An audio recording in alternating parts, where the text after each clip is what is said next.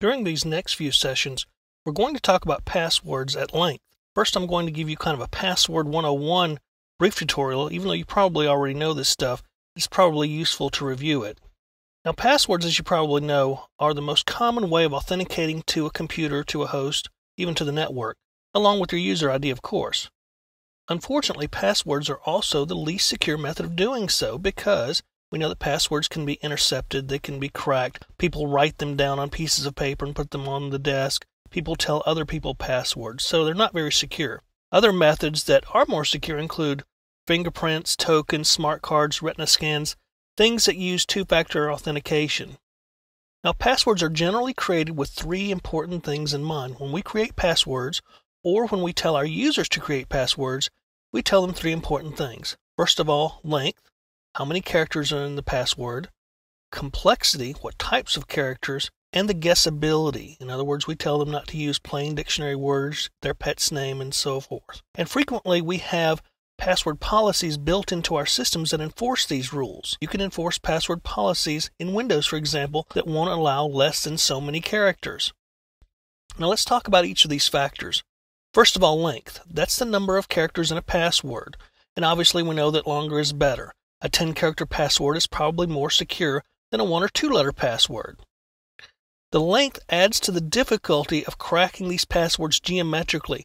As passwords get longer, mathematically it gets more difficult to crack them. Complexity is also a factor. These are the types of characters in the password, the character space, if you will.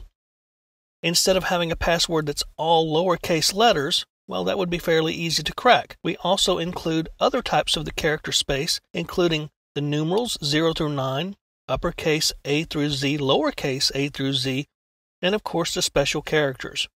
And all these adds to the complexity of the password, so even though you're extending it longer, you're also increasing each possible character by a lot of different possibilities. The third thing is guessability. Now, this is the use of hard-to-guess patterns or hard-to-guess words.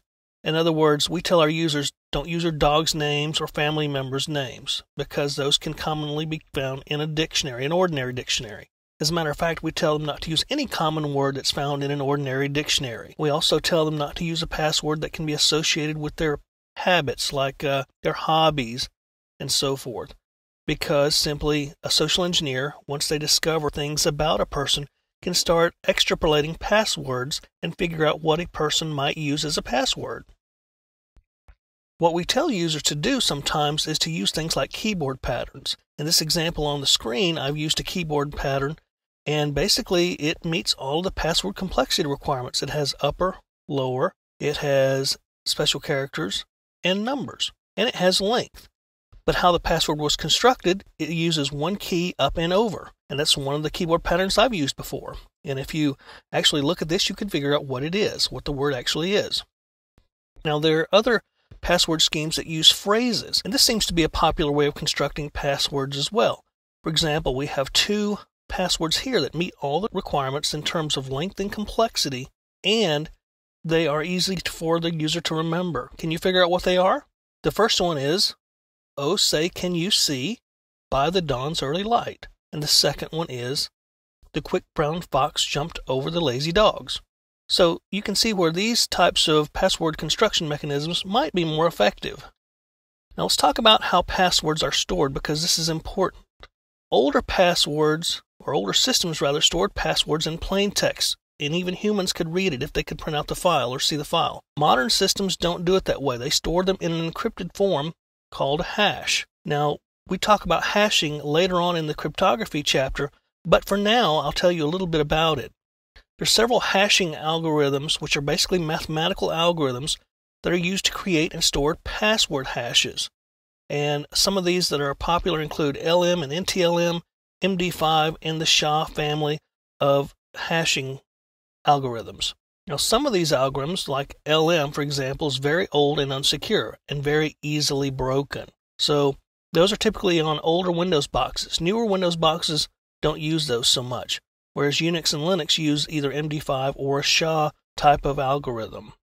Now, this is how password authentication in general works. Obviously, it depends upon the system and so forth, but in general, a user enters the password. Instead of the actual password being sent across the network, the computer hashes the password using the algorithm that it's designed to use.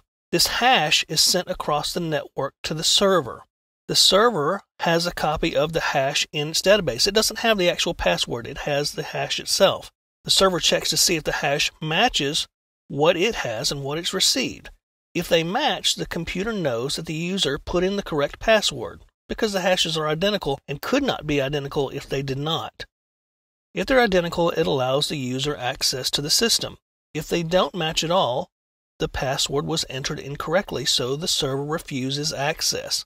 Because hashing is very unique. A given piece of plain text generates a very unique hash. So a password that would be different would generate a different hash. And again, we'll cover that in depth in the cryptography chapter. So that's Passwords 101, just the quick basics of how passwords work. And in the next couple of sessions, we're going to show you how to crack passwords.